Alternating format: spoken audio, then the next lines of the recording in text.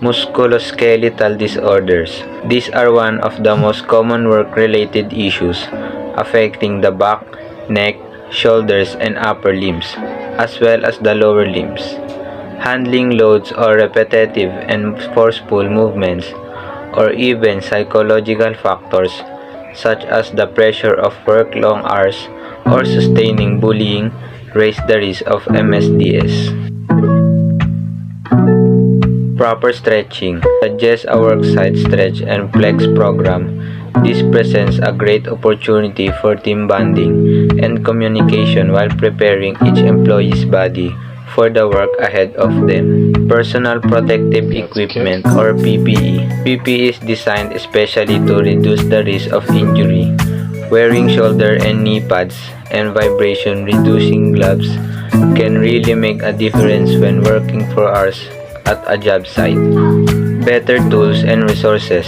It's important to ensure that the hand tool you are using fits the job you are doing and reduces the applied force.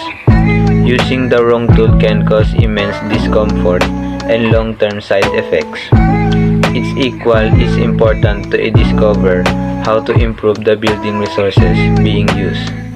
Training. Learning about musculoskeletal disorders should not happen on the job, but rather before the job. Worker must learn about the risk factors of MSDS and how to make ergonomic changes in order to prevent them. Obesity and or diabetes. Obesity is a serious medical condition that can cause complications such as high blood pressure, heart disease, or diabetes. The lifestyle changes on board combined with emotional factors, genetics, or some hormone problems may cause an abnormal increase in the amount of fat cells in the body, leading to obesity and making seafarers permanently unfit for duty. Meanwhile, obese seafarers are more prone to injuries from fall while at sea. Changes in diet to reduce the intake of high sugar foods and beverages and other carbohydrates and increase servings of fruit and vegetables. Guidelines for healthy food on board merchant ships provides tips for healthy food plans. Monitoring the blood sugar levels with tests such as urine glucose test, blood sugar test, and diabetes control measuring tests. The seafarer must also keep a logbook of their diabetes control to enable them to understand their health condition and to take responsibility for its management.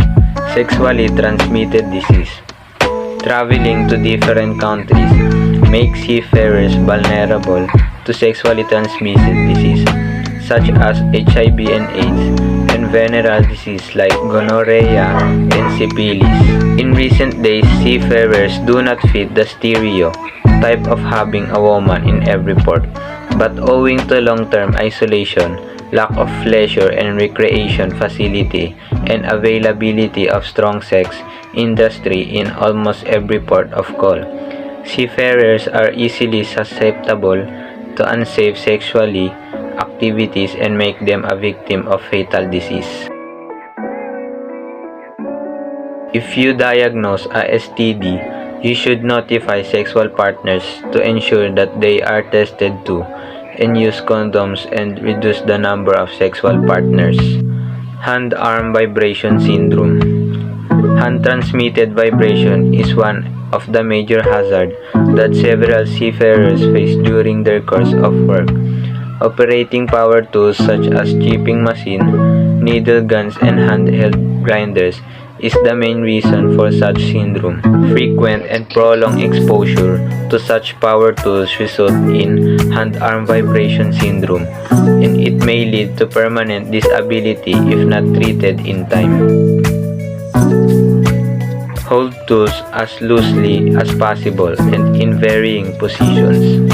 Ensure that tools are well maintained. Use tools correctly and use the right tool for the job. Take regular breaks of at least 10 minutes away from the tool. Keep warm while at work, especially your hands.